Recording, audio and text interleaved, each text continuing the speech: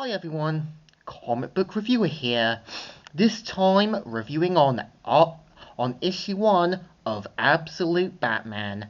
Now, as you know, Absolute Batman is the whole DC absolute reimagining of Batman, which we've seen with The Flash, Superman, Wonder Woman, as well as Green Lantern. And obviously Batman would get his shot as well, and obviously the first print of issue 1 being the more popular one. The one I picked up is meant to be the 10th reprint. So let's get on with the story. It starts off how in this continuity, Bruce's dad here is meant to be a teacher with the other kids saying, "Bruce, there'll be plenty of time for that later. Come on, let's start." And we kind of see right away it's leading to an alternative version of the whole Joe Chill thing. And we see how in Gotham City someone is riding on their motorcycle. And I know obviously this is meant to hint that this is meant to be Bruce Wayne here, but turns out this isn't meant to be Bruce Wayne, but meant to be the absolute version of Alfred. And obviously after getting some tea from the person that he's living with, we see how he gets to work talking with, obviously, the company that he works for, getting his tea ready, and obviously the absolute version of Alfred trying to talk to his daughter Julia, and we see obviously having to talk about the whole gang that's been terrorizing Gotham, known as the Party Animals. And obviously we kind of see how there's a sort of another force that is dealing with the whole Party Animal gang. And we also see the absolute version of Alfred saying, "What's gotten into you? Oh man, questioning orders? You're a servant. They're right, you serve, whatever it's in, all that." And we see how he ends up with his motorbike being stolen. And we see how at the Crocs gym, obviously we meant to think this is meant to be Bruce Wayne, but turns out the absolute version of Bruce Wayne is meant to be him. And I think it makes sense with his body build and the setting for the absolute universe, given the fact Bruce would be training at gym work, doing constructions and everything else. It kind of fits to the feel and tone of what this Bruce Wayne is going to be.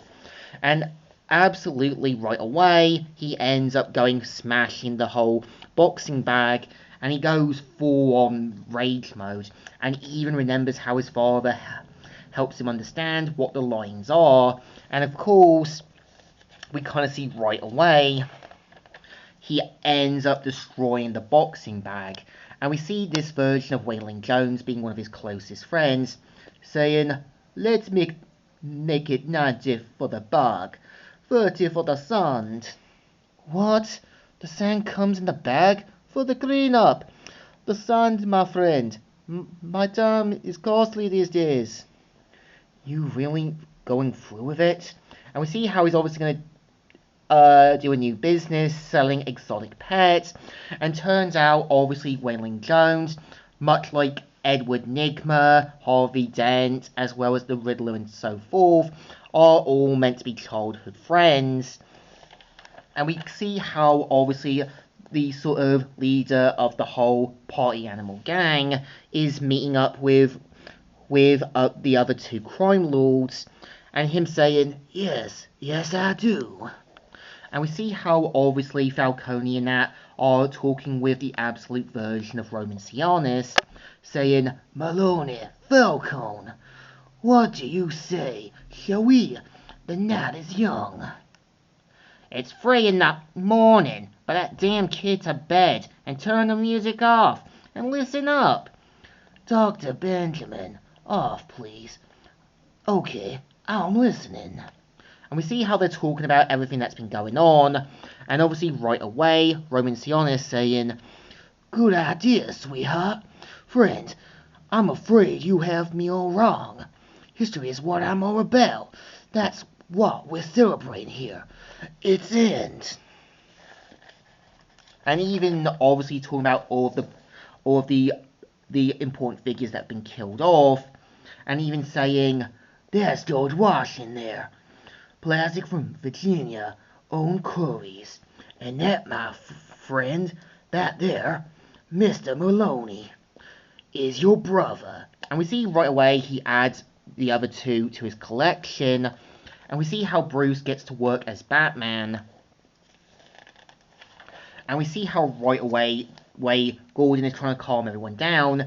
And due to his performance as the mayor, it has led to a lot of people questioning his performance. And obviously we see right away the Party Animal Gang are kind of slowly get into City Hall. And this is where they come in, guns and blazing. And obviously we kind of see how Jim tells Barbara to quickly escape. The Party Animal Gang end up meeting Batman and saying, "Whatever you hear, you do not open the door." And we see right away Alfred is kind of analysing what's going on. And right away we see how Batman gets to work here. And right away makes quick work of the Party Animal Gang, and more members show up. And of course makes quick work of them and deals with their biggest hitter. And right away has his own bat-like sort of butchering knife. And of course cuts off his hand full force. And even makes it clear, saying, "There's a hospital there, blocks south of here. Or was it east? I can't seem to remember all of a sudden. But I'd run." And of course, they try to kind of escape. Bruce basically presses a device that kind of takes them out. And of course, after how Alfred holds him at gunpoint, Batman makes a quick getaway. And we see how Bruce goes back to his normal job, doing construction work, kind of remembering his childhood, his motives, what inspired him, and so forth.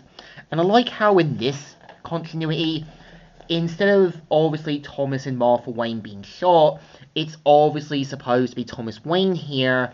And obviously Bruce's motive being that he just doesn't want to see other people suffer, like what happened to him at the zoo. And this changes the events completely, and avoiding the whole worn out territory of the whole, obviously, Thomas Wayne and Martha being shot. And we kind of see how he remembers his time at university, getting his life together, and even does his other jobs at construction, meets up with obviously his mum, who's meant to be a social worker, and it kind of becomes clear what they're trying to do is do a Uno Reverso thing, changing from the whole worn out territory to something that can fit completely different. And we see how Bruce is obviously trying to analyse and study. He obviously hears something and ends up kind of having to deal with Alfred again, but lets him live and only just fires his shot with little bat razors as a warning. And of course heads off into the night.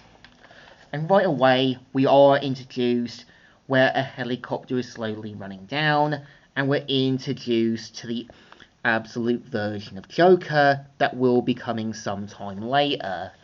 And this is the story. So I think my thoughts on Absolute Batman issue 1 sets up something completely different, something new, and having to fit into the tone of the Absolute universe, because Flash is meant to be completely different, moving away the whole Barry Allen thing and Wally West being the main focus. Superman having to rely on the whole Man of Steel formula, but improving it. But here, it's meant to show Bruce living a normal life, not having rich parents, and changing the whole origin of both his parents being shot to something completely different.